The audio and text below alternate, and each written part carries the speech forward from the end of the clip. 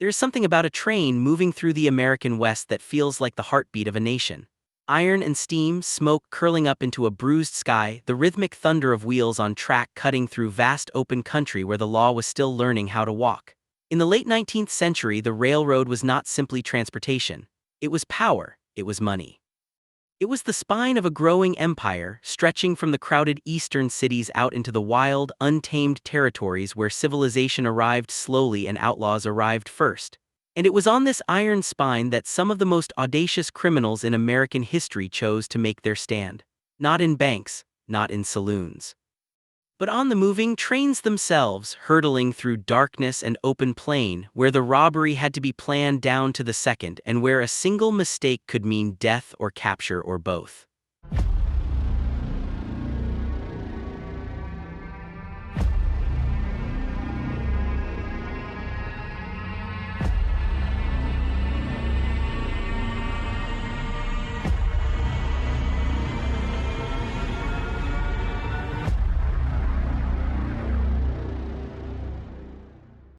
This is the story of the great train robberies that defined an era, the men who carried them out with terrifying precision and reckless courage, and the extraordinary manhunts that followed, manhunts that would reshape American law enforcement forever.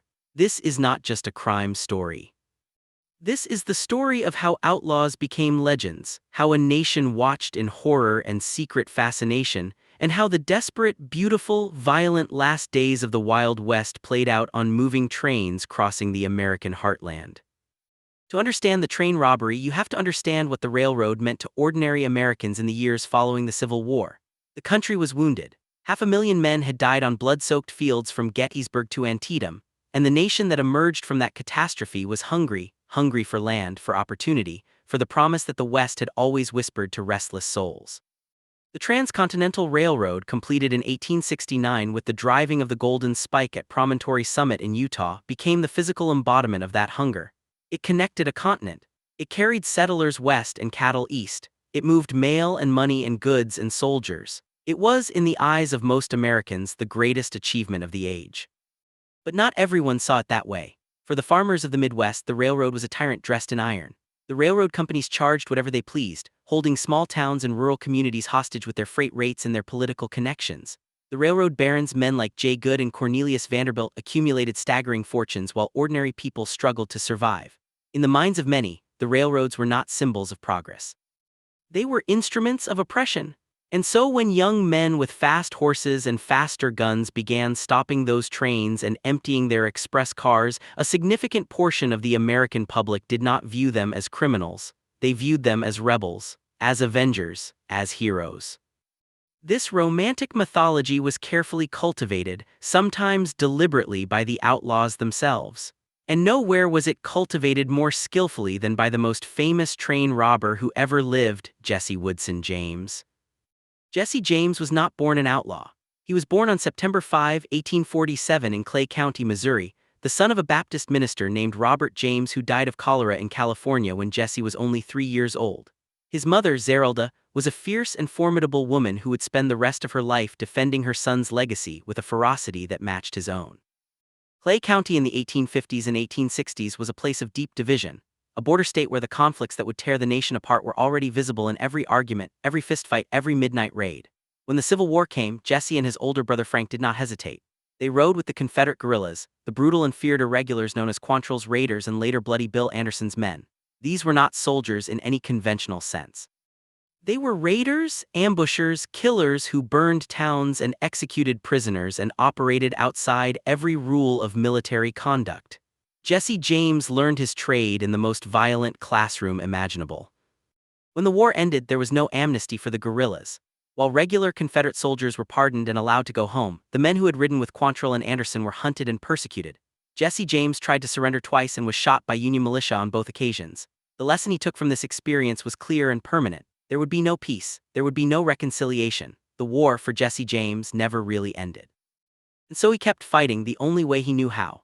On February 13, 1866, a gang of a dozen men rode into Liberty, Missouri, and robbed the Clay County Savings Bank of $60,000, killing a young bystander named George Wymore in the process.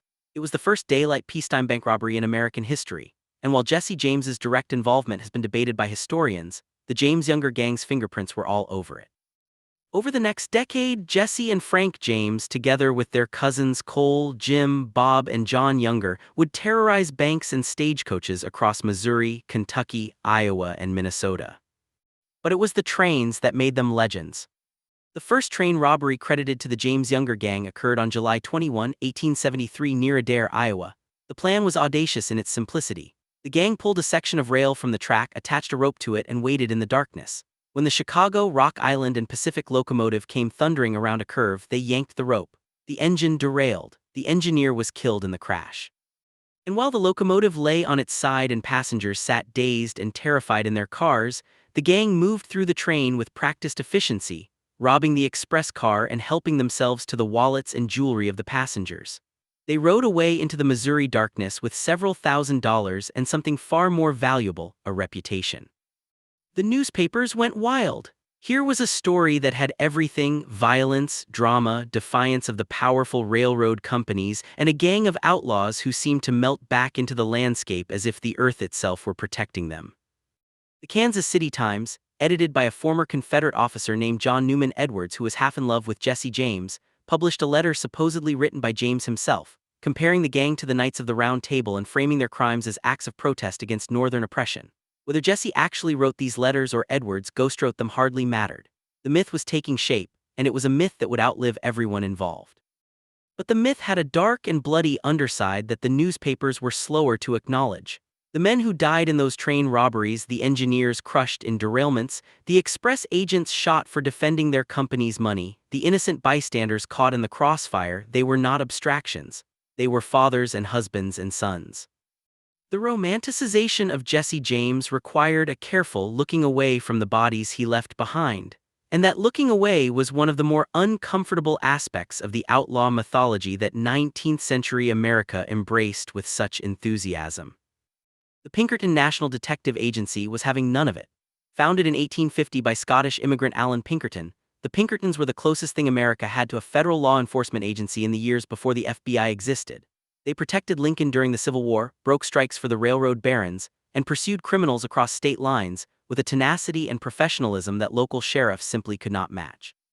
When the railroads hired the Pinkertons to bring down the James Younger gang, the result was one of the most intense and prolonged manhunts in the history of the American West. It was also, for several years, an almost complete failure. Jesse James operated in friendly territory. Clay County, Missouri was Confederate country, and the James family was Clay County royalty. Jesse had cousins and neighbors and former war comrades in every hamlet and farmhouse in the region, people who would hide him, feed him, give him information about approaching lawmen, and lie without hesitation to anyone wearing a badge. The Pinkertons found that every time they got close, their quarry seemed to vanish. Informants were unreliable. Trails went cold. The countryside itself seemed hostile to outside authority. The Pinkertons grew frustrated, and frustrated men make mistakes.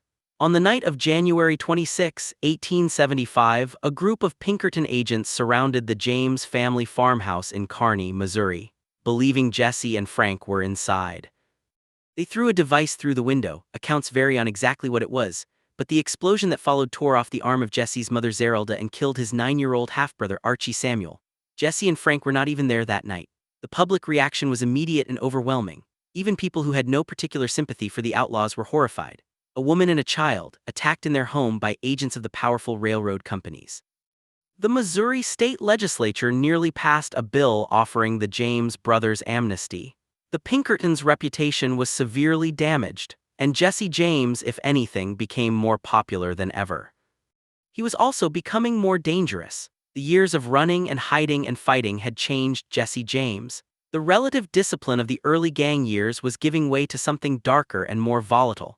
Men who rode with him in his later years described a leader who was increasingly paranoid, quick to violence, suspicious of everyone around him. The romantic rebel image that John Newman Edwards had so carefully constructed was wearing thin against the reality of what Jesse James had become: a killer on the run, aging fast, trusting no one.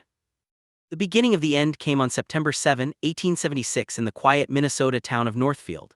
The James Younger gang, flush with confidence from years of successful robberies, rode into Northfield intending to rob the First National Bank. What they did not know was that Northfield was not Missouri.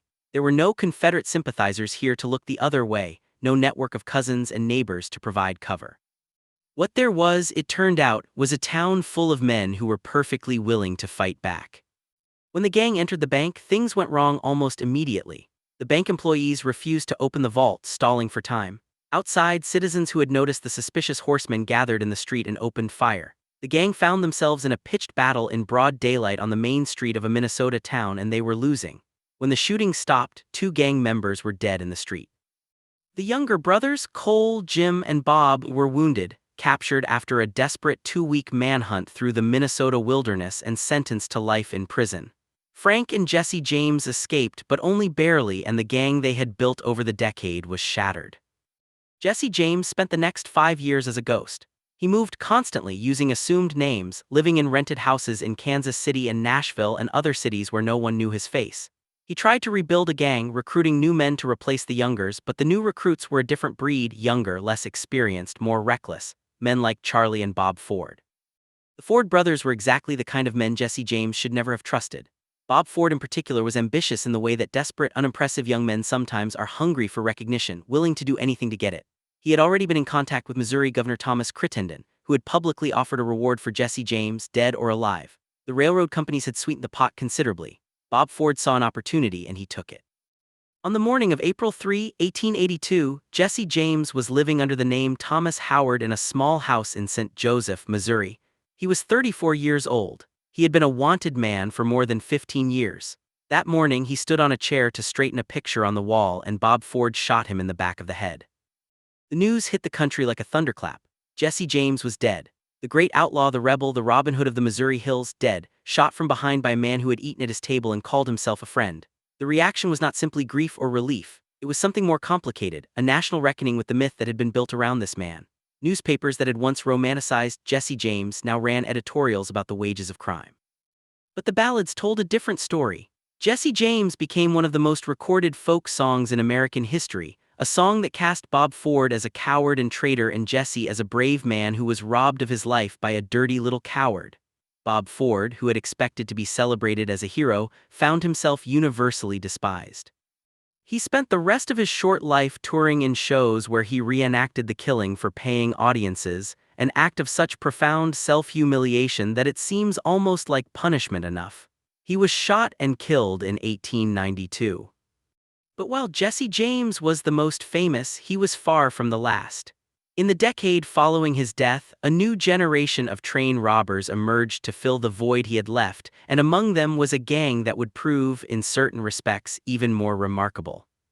The Wild Bunch, led by Robert Leroy Parker, better known to history as Butch Cassidy, operated in the final years of the 19th century and into the first years of the 20th, and their story represents something different from the Jesse James saga.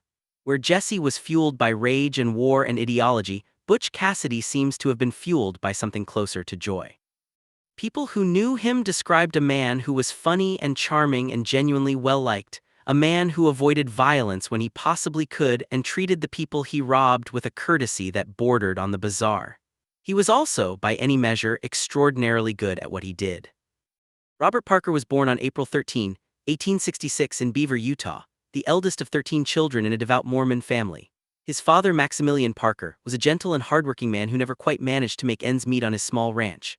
Young Robert found a different kind of mentor in a ranch hand named Mike Cassidy, a small-time rustler and all-around outlaw who taught the boy to ride and shoot and think like a criminal. When Robert Parker eventually left Utah to make his own way in the world, he took his mentor's surname as a kind of tribute and as a pseudonym that would help keep his respectable family out of the newspapers. Butch Cassidy spent his early years as a rustler and petty thief, serving 18 months in the Wyoming State Penitentiary for horse theft in the early 1890s. Prison did not reform him, it educated him. When he emerged, he was ready to operate at a higher level, and he assembled around him a loose confederation of outlaws that journalists would eventually name the Wild Bunch, a rotating cast of characters that at various times included Harry Longabaugh, the Sundance Kid, Harvey Logan, known as Kid Curry, who was arguably the most dangerous man in the gang, Elzie Lay, Cassidy's closest friend and most trusted lieutenant, and a dozen others who drifted in and out of the outfit's operations over the years. The Wild Bunch made their headquarters in a remote canyon in southwestern Wyoming known as Hole in the Wall, a natural fortress of red rock and hidden valleys where the terrain made pursuit by lawmen nearly impossible. From this base, they planned and executed a series of train robberies that were notable for their military-grade precision. Butch Cassidy was not a man who relied on improvisation. He scouted his targets personally, riding the routes days before the robbery, noting every landmark, every water source, every place where a posse might cut off an escape. He planted fresh horses at relay stations along the getaway route. He timed his operations to the minute. The robbery of the Union Pacific Overland Flyer near Wilcox, Wyoming on June 2, 1899, illustrated the Wild Bunch's methods perfectly and announced them to a national audience.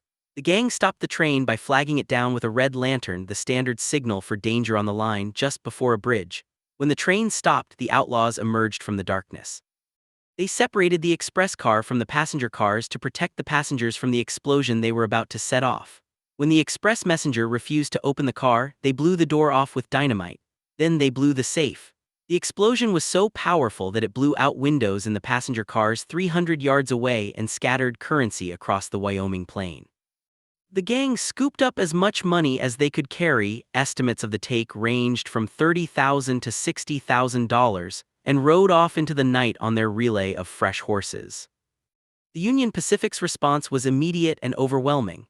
The railroad dispatched a special train carrying a posse of experienced lawmen and trackers, including Joe LaForce, who would later become famous for helping bring down Tom Horn. Bloodhounds were brought in. The Pinkertons were hired. Sheriff's posses from 3 counties joined the hunt, for days and then weeks. The manhunt spread across Wyoming and Colorado and Utah, the largest organized pursuit in the history of the American West to that point. The Wild Bunch slipped away. Fresh horses, carefully planned routes, and the vast emptiness of the western landscape swallowed them. The posse rode hard and found nothing. The outlaws scattered, reconvened, and were planning their next job before the newspapers had finished reporting on the first. The summer of 1900 brought another audacious robbery, this time near Tipton, Wyoming, again targeting the Union Pacific. The Wild Bunch stopped the train, separated the express car, and blew the safe with such an excess of dynamite that they reportedly destroyed most of the money inside and had to settle for whatever bills remained intact. The joke circulating afterward was that Butch Cassidy was the only train robber in history who blew up more money than he stole. But the Union Pacific was no longer finding it funny. The railroad's general manager, Ezra Hoyt, authorized an extraordinary response. The railroad would field its own private army, a group of dedicated pursuers who would ride with the sole purpose of hunting the Wild Bunch to extinction. Men like Joe LaForce and Tom Horn were given unlimited resources and a mandate that was, in practical terms, to shoot outlaws on sight. The Pinkertons intensified their efforts, building files on every known member of the gang, circulating photographs and descriptions to law enforcement agencies across the West. For the first time, the systematic apparatus of modern law enforcement was being brought to bear on the outlaw problem with real commitment and real funding. The net was tightening. Harvey Logan, Kid Curry, was captured in Tennessee in 1901, escaped from jail, was captured again, and eventually died in 1904 under circumstances that remain disputed, either killed by a posse in Colorado or dying by his own hand to avoid capture, depending on which account you believe. Elzie Lay had already been captured in New Mexico in 1899 and was serving a life sentence. One by one, the men who had made up the Wild Bunch were being killed, captured, or driven into retirement. Butch Cassidy saw the writing on the wall. He had spent most of his outlaw career deliberately avoiding killing, and this had been both a moral choice and a practical one. A dead lawman brought down 10 times the pursuit that a living, embarrassed one did.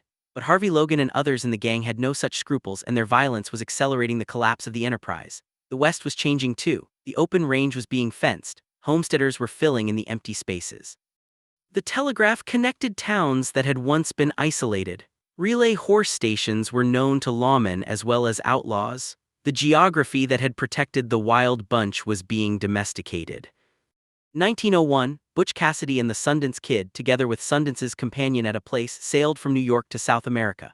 They settled in Argentina in the wild Patagonian territory and for several years tried to live as legitimate ranchers. According to letters Cassidy wrote home to friends in Utah, he found the honest life appealing. He spoke of his land, his cattle, his neighbors. He seemed for a time to have found something like peace. It didn't last. The Patagonian frontier was wilder and more remote than anything in North America, but it had its own law, its own banks, its own temptations. By 1905 or 1906, Cassidy and Longabaugh were robbing banks and payroll shipments in Argentina and Bolivia, falling back into the only life they really knew. They were professional outlaws, and profession is a hard thing to abandon. What happened to Butch Cassidy and the Sundance Kid remains one of the enduring mysteries of the American West. The traditional account, immortalized in the 1969 film that made Paul Newman and Robert Redford into icons, holds that the two men were cornered by Bolivian soldiers in the village of San Vicente on November 6, 1908, after robbing a mine payroll, and died in a shootout. Bolivian records do support the broad outlines of this story. Two North American outlaws were indeed killed in San Vicente on approximately that date, but the identifications were never conclusively made, and for decades afterward, people across the American West would surface claiming to have seen Butch Cassidy very much alive: a rancher in Utah, a businessman in Spokane, a traveler passing through Nevada. His sister Lula wrote a book in 1975 claiming that Butch had returned to the United States and died of natural causes in the 1930s. The truth most historians now believe is that Cassidy and Longabaugh did die in Bolivia, but the persistence of the stories about his survival is itself telling. Americans did not want Butch Cassidy to have died in a foreign land at the hands of foreign soldiers. They wanted him to have escaped one last time, to have ridden away into an unknown horizon. The mythology demanded it. And mythology in this story is almost as important as fact, because the great train robberies did not just happen. They happened in a culture that was watching and waiting, and in ways it barely acknowledged cheering. The dime novels that flooded the American market in the 1870s and 1880s turned outlaws into heroes on a massive scale, reaching audiences that had never been west of the Mississippi and never would be. The Jesse James stories were among the best-selling publications in the country. Children played Jesse James in their yards. When Thomas Edison's production company made a short film in 1903 called The Great Train Robbery, the very first Western film ever made and one of the first narrative films in cinema history, it was not an accident that the subject was a train robbery. It was the subject that audiences most wanted to see. 14 minutes of outlaws stopping a train, shooting a messenger, blowing a safe, and galloping away through the trees. The final shot of the film, in which an outlaw turns and fires his pistol directly at the camera and therefore directly at the audience, was so shocking that some viewers reportedly screamed or dove for cover. America was terrified of these men. America was in love with them. Both things were true simultaneously, and the tension between those two truths is part of what makes this era so compelling a century and more later. But there were real consequences to the great train robberies, consequences that went far beyond the careers of individual outlaws. The robbery crisis of the 1870s through the 1890s forced the railroads and the government to confront fundamental questions about law enforcement in a nation that was still, in many respects, making itself up as it went along. There was no FBI, there was no national police force. Law enforcement was local: county sheriffs, town marshals, state militia, and local law enforcement was completely inadequate for criminals who could cross a state line in a matter of hours and be beyond any individual jurisdiction's reach. The response to this problem was the beginning of modern American law enforcement. The railroads themselves became accidental pioneers of policing technique. The Pinkerton Agency, for all its brutal labor practices and its occasional spectacular failures like the Northfield Raid and the attack on the James farmhouse, was also genuinely innovative. The Pinkertons built the first systematic criminal files in the country, collecting photographs, physical descriptions, known associates, and criminal histories for thousands of individuals. They pioneered the use of undercover operatives. They developed standardized procedures for crime scene investigation. When the Department of Justice eventually created the Bureau of Investigation, later the Federal Bureau of Investigation, in 1908, it drew heavily on the techniques and even the personnel that the Pinkertons had developed. The train robbery era also accelerated changes in the railroad's own security practices. Express companies began using safes specifically designed to resist dynamite, not perfectly, as the Wild Bunch demonstrated with their increasingly massive charges, but progressively more effectively. Train schedules and cash shipment procedures were changed and kept confidential. Armed guards were stationed on high-value express cars. Communication between stations improved so that a robbery reported at one point could trigger a response at multiple points simultaneously. The cat-and-mouse game between outlaws and the railroad produced genuine innovation on both sides. There was also a quieter kind of change, a cultural and economic change that the outlaws themselves drove without entirely understanding. Every train robbery made the case for federal intervention in crime. Every time a gang crossed a state line to escape pursuit, it underlined the inadequacy of local law. The political pressure generated by the robbery epidemic was part of what eventually produced the Interstate Commerce Act, strengthened the powers of federal investigators, and laid the groundwork for a national law enforcement apparatus. The Outlaws, in their desperate campaign against the railroads, helped create the very federal power that would make outlawry impossible. By the early years of the 20th century, the era of the train robber was effectively over. The West was no longer wild in the ways that had made large-scale organized outlawry possible. Automobiles and telephones were changing the geography of crime and the geography of pursuit. The romantic landscape of the Jesse James and Wild Bunch era, vast, empty, easily hidden in, was filling up with people and fences and law. A new kind of criminal was emerging for a new kind of century, and the train robber belonged to a world that was passing.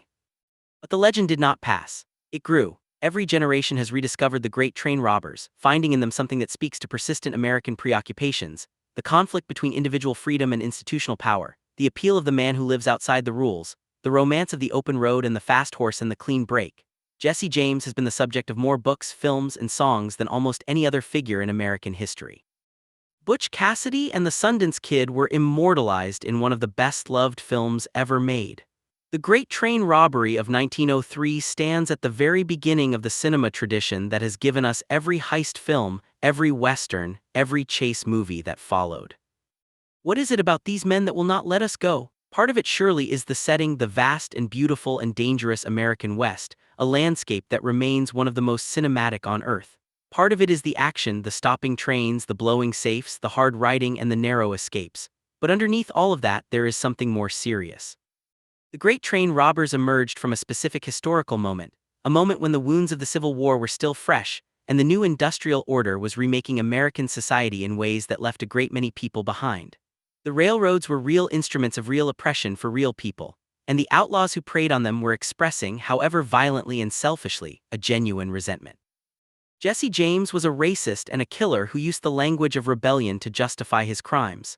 Butch Cassidy was a professional thief who hurt real people and real companies even when he tried to be kind about it. The men they killed, the engineers, the guards, the bystanders, deserved better than they got. None of this should be romanticized, and all of it should be remembered. But the story endures because it is not simply a story about crime. It is a story about a country at a turning point trying to figure out what it was and what it wanted to be. The train robbers represented one answer to that question: freedom, defiance, life lived outside the institutions and their demands. The lawmen and the railroad detectives and eventually the FBI represented another answer: order, justice, the rule of law applied consistently across a nation too large and too complicated to leave to local custom. Both answers were necessary. Both answers were incomplete, and the conversation between them is one that America is still having. When that locomotive came around the bend in the Iowa darkness in 1873, and a rope pulled a rail from the track, and the engine went over and men in masks came out of the night with guns, in that moment something was born, not just a crime, a myth, a story about who Americans were and who they wanted to be and what they were willing to fight for and against. It was born in steam and iron and gunpowder, and it has never entirely died. You can hear it still in every western, every heist film, every story about the one against the many, the fast horse and the long horizon and the open American sky. The trains kept running, the country kept growing, the outlaws rode into legend, and somewhere out on the high plains, if you listen carefully enough to the wind and the rail and the long western dark, you can still hear the hoofbeats fading.